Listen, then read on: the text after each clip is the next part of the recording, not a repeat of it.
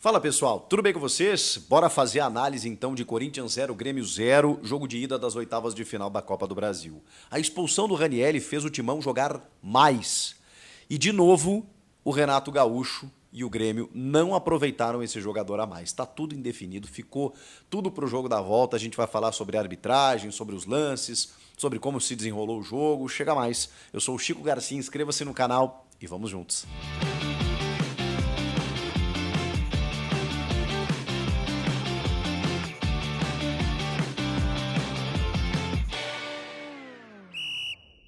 Bom, pessoal, vamos falar desse empate em 0-0 em que, para mim, foi um bom resultado para o Grêmio. Eu sei que o Corinthians jogava em casa e poderia ter vencido, chegou perto disso e talvez até lamente esse empate. Mas aqui, olhando do meu lado, eu preciso entender que, apesar do Grêmio ter ficado quase todo o segundo tempo com um jogador a mais, tem que comemorar esse empate.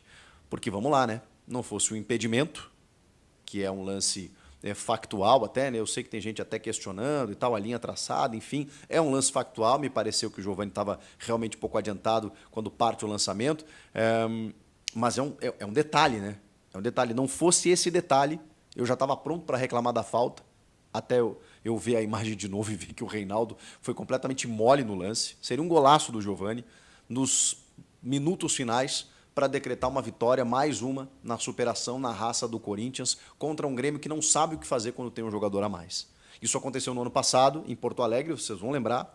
O Corinthians teve até um pênalti sonegado naquele jogo, mas teve uma expulsão correta do Bruno Mendes nos primeiros minutos de jogo, e o Grêmio ficou quase que o jogo inteiro com o jogador a mais.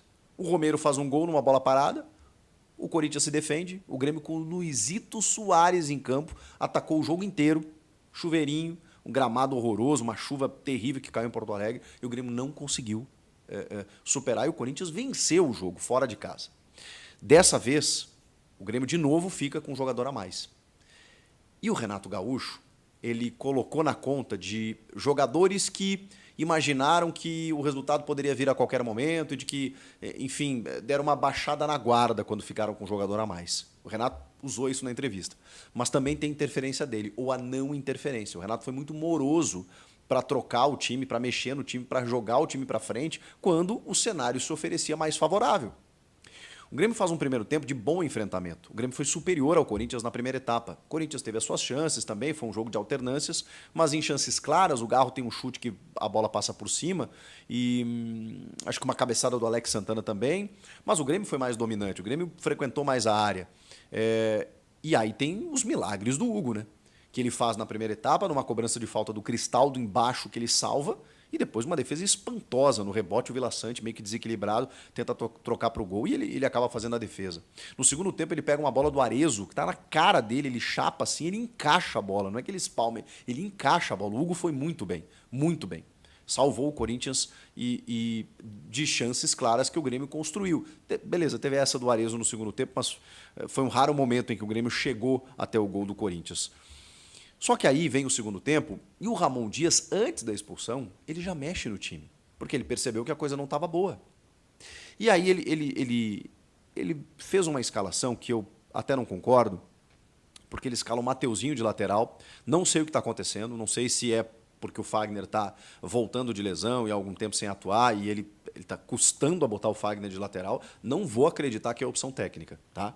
Então eu imagino que seja isso para o Fagner retomar essa condição em algum momento. O Mateuzinho, na direita, desfez o sistema de 3 zagueiros, né? Só que ele deixou o Kaká no banco para usar o Félix Torres. Isso já me surpreendeu. Beleza.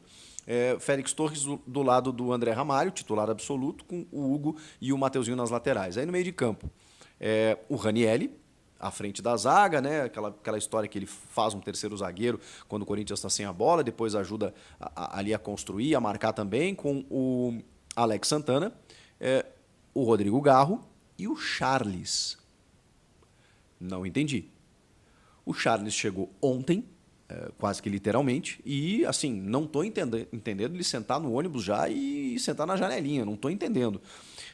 Em vários momentos ele caía pelo lado direito e o Mateuzinho por dentro. E aí o Charles tentava cruzamentos lá na direita, o que foi menos justificável ainda. O Rodrigo Garro, evidentemente, com o Romero e o Yuri lá na frente. Os atacantes não foram bem. O Garro tentou construir um pouco, mas a bola ficou mais com o Grêmio no primeiro tempo. Então foi um jogo complicado assim na primeira etapa. E aí o Ramon percebeu e já fez a primeira troca. E aí eu queria repassar as trocas aqui, a gente indo na narrativa, porque vocês vão entender como o jogo ele se desenhou exatamente nesses minutos. Do minuto 1, que tem a ver com as trocas vindas do intervalo do Corinthians, até o minuto 12, ou até o minuto 18, que é quando o Renato faz as primeiras trocas, ali o jogo se decidiu. Porque ali você precisa de um treinador que leia o jogo, leia o que está acontecendo no jogo. E ali você precisa de uma intervenção do técnico. Porque muitas vezes a coisa acontece no automático, o jogador já sabe o que fazer, a conversa já foi feita no vestiário, ele faz aquelas trocas protocolares ali, o time muda um pouco o escopo ali, porque são 5 trocas hoje, então o cara começa a fazer 2, 3 aqui, papapá. Beleza, a coisa acontece, vai muito no discurso, na conversa, na prancheta, aqui, ó, faz isso, rápido, automático. Mas tem horas que a decisão ela tá exigindo que o técnico interfira. E era o caso, para o Grêmio. No intervalo, o Ramon percebeu.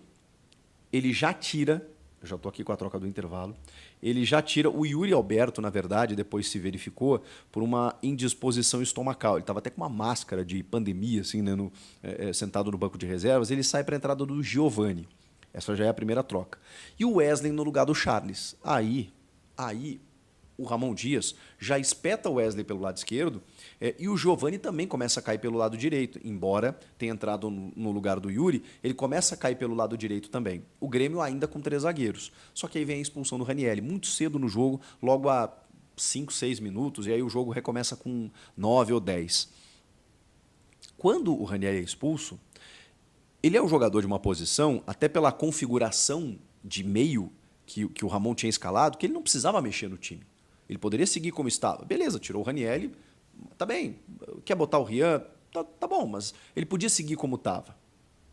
Pois bem, quando o Ranieri é expulso, eu estou aqui na ordem cronológica, ele com 12 minutos, com 2 minutos depois do jogo ter reiniciado, ele tira o Romero, que não estava fazendo nada no jogo, e bota o Rian, que entrou muito bem. Então ele já recompôs. O que o Renato Gaúcho fez assim que o Ranieri foi expulso? Nada. O Renato não mexe no intervalo, dificilmente. Teve um jogo aí que ele mexeu 4 jogadores, mas é muito raro isso acontecer. Ele normalmente não mexe no intervalo. Passa 10 minutos, ele não mexe também. Passa 15, dificilmente. Então com 18, 20 ele começa a mexer. Só que o jogo se ofereceu com um jogador a menos, o Corinthians, numa decisão de Copa do Brasil. O que você faz? Você está jogando fora de casa? Irmão, o Corinthians é aquela coisa. Você tem que matar e quebrar a espada lá dentro, porque senão, se deixar acordado... Então, assim, não estou dizendo que o Grêmio já perdeu a vaga porque o Corinthians vai vencendo o Couto Pereira. Pode muito bem isso acontecer, mas o Grêmio também tem as suas chances. Não estou dizendo que tinha que matar o Corinthians nesse jogo, mas, cara, era uma oportunidade de ouro em que o Grêmio não aproveitou. Tem o lado do Corinthians, que reagiu, que melhorou, por conta das mexidas do seu técnico também, mas tem o fato da comparação dos 2 treinadores. E eles tiveram decisões distintas. E a prática foi o que a gente viu. O Renato simplesmente viu o Ramon mexer no intervalo, mexer depois da expulsão e não fez nada. Aí, sabe quando é que ele mexe? Quando o Giovani faz uma bagunça pelo lado direito ofensivo, tá indo na linha de fundo e o Jeromel, que já está numa idade avançada, mesmo numa linha de 3 zagueiros, é batido.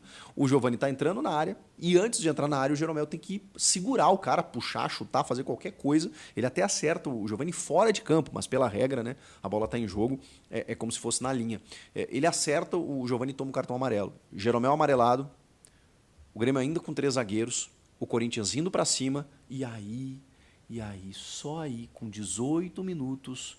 O Renato tira, o Jeromel desfaz o sistema de 3 zagueiros, pô, tava com um a mais, cara. Tira, o Jeromel deixa só o Rodrigo Eli e o Gemerson e coloca o Gustavinho no jogo. E o Gustavinho não entrou bem. Não é porque ele foi expulso lá no último, penúltimo minuto. Não, é porque ele não foi bem. Ele não conseguiu o seu escape de velocidade que o Grêmio esperava. O Renato também alça a mão do Natan Fernandes no lugar do Pavão, que fez menos do que o Pavão vinha fazendo. E o Renato tem uma marcação com o Pavão, ele tira o Pavão todo o jogo. E tudo bem, no momento eu até entendi. Beleza, ele vai espetar as duas pontas. O Corinthians não ficou atrás, e acho que essa é uma leitura do jogo possível, porque o Corinthians, se ele ficasse lá atrás se defendendo, seria muito difícil você colocar dois pontas. Eu estava pedindo o Arezzo, o centroavante. Pô, bota um centroavante na área. O Corinthians vai se fechar, você vai tentar bola aérea, ou pelo menos um cara para fazer o pivô, uma referência lá dentro, beleza. Mas não, ele colocou os dois pontas de velocidade. Mas aí, tudo bem, entendi porque o Corinthians estava indo para o ataque. Então os espaços iriam se abrir, como se abriram. E o Grêmio não aproveitou.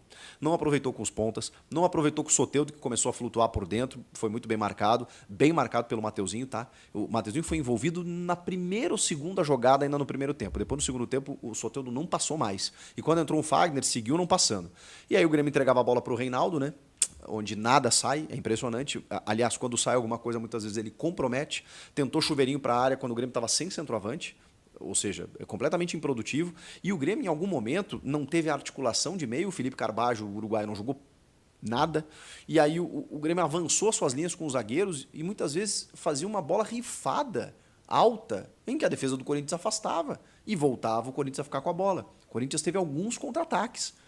E o Grêmio completamente sem criação ofensiva para poder matar o jogo tendo um jogador a mais. Não parecia que o Grêmio tinha um jogador a mais. A verdade é essa. O Corinthians reagiu no ambiente do estádio, na questão da superação e muito por conta da organização tática do seu treinador e das mexidas que ele fez. O Corinthians termina com duas linhas de 4 muito bem compactadas, em que um time se defendia muito bem quando o Grêmio pegava a bola e quando atacava, buscando espaços numa transição muito rápida.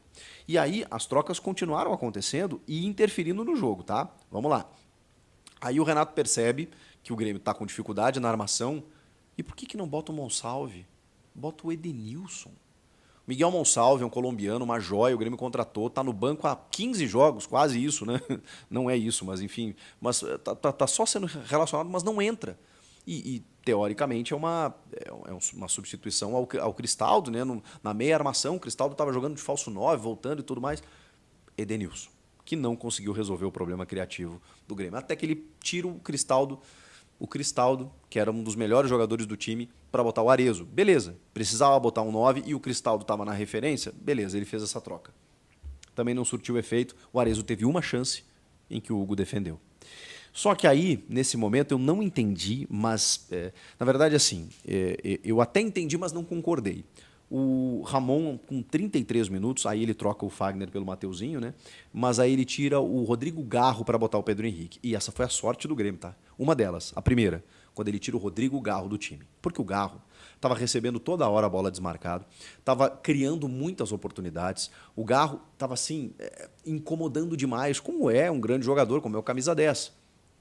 Com 33, o Ramon tira o Garro. Eu falei, para botar o Pedro Henrique. Tá, o Grêmio estava atacando, os espaços estavam se oferecendo, jogador de velocidade, quebrador de linhas. O Giovani estava mais na função de 9, mas ele conseguia cair pelos lados também, pela capacidade que ele tem. Está entrando muito bem o Giovani. O Giovani está entrando muito bem nos jogos. Já se discute uma titularidade para ele, ou pelo menos mais chances, mais minutagem. E o Pedro Henrique entrou pelo lado direito, o Wesley já estava lá na esquerda fazendo uma bagunça danada. E aí o Corinthians tirou o Garro. Bom, provavelmente por essa questão tática que eu falei para vocês. E a outra sorte que o Grêmio teve no jogo foi o impedimento do Giovani, porque o Reinaldo completamente mole, ele chega antes do Giovani, toma uma trombadinha, cai no chão, que nem um saco de batatas, e o Giovani, o Marquezinho, não sei o que foi fazer lá no meio da rua, e o Rodrigo Eli meio que desiste da jogada, do tipo, não valeu, tipo assim, não sei se ele achou que tinha sido falta, ou se ele tinha certeza do impedimento, eu não tinha, até a linha ser traçada. O Grêmio meio que desistiu da jogada. E aí, cara, ali estava dando a vitória para o Corinthians, então o Grêmio tem que comemorar muito esse empate. E o Corinthians tem que comemorar uma evolução, né? Que está muito nítida, eu sei que não ganha jogo, eu sei que se for eliminado na quarta que vem não vai adiantar muito, né, para o torcedor, mas, cara, é um time que, assim, foi muito organizado no segundo tempo. Não foi só superação, raça e tal, porque isso, beleza, os caras têm isso. Foi uma questão de, assim, o Ramon Dias conseguiu amarrar o Renato Gaúcho no segundo tempo, quando ele tinha um jogador a menos. Então, assim, tem uma vitória nesse sentido. E o Grêmio tem que celebrar esse pontinho, porque, enfim, uma vitória simples garante a vaga. Só que essa vitória simples também para o lado do Corinthians. Não sei se vai fazer tanta diferença assim. O Grêmio não está na sua casa, então é um campo neutro, mas beleza, com a maioria da torcida do Grêmio, que vai fazer um clima, vai fazer tudo isso, eu não tenho dúvida, vai fazer um caldeirão lá para tentar conquistar essa vaga. Mas vai ter torcida do Corinthians também, né? Jogando Paraná. Então, assim, tá tudo aberto, tudo indefinido. O Marcelo de Lima Henrique foi assunto antes do jogo. Tem uma falta do Galo que ele não marca, né, que é próximo da área, que é bizarra. Tem alguns outros lances que foram reclamados, mas aí de parte a parte. Acho que ele expulsou os dois acertadamente.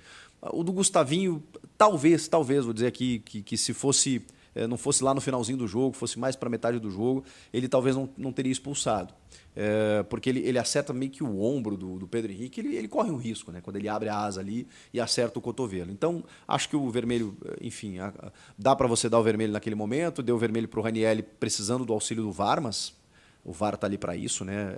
Realmente foi uma jogada muito forte. O Ranieri já pediu desculpas, pediu em campo, né, para o Vila Sante, para o Renato, para a torcida.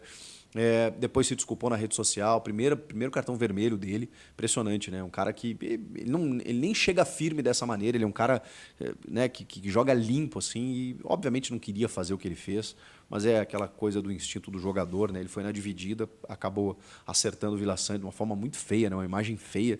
Se o Vila está com o pé preso ali, poderia ter sido algo pior.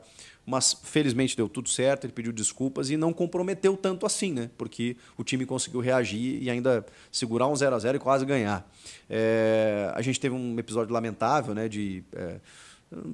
Tem que dizer torcedores, né? Mas caras que estavam na torcida do Corinthians lá, imitando afogados, né? Debochando das enchentes do Rio Grande do Sul, o que evidentemente, eu nem precisaria dizer isso, né? Mas não representa a torcida do Corinthians. O clube, inclusive, já se manifestou com uma nota de repúdio, né? Lamentando o episódio, porque, cara, isso não justifica, assim, de hipótese nenhuma.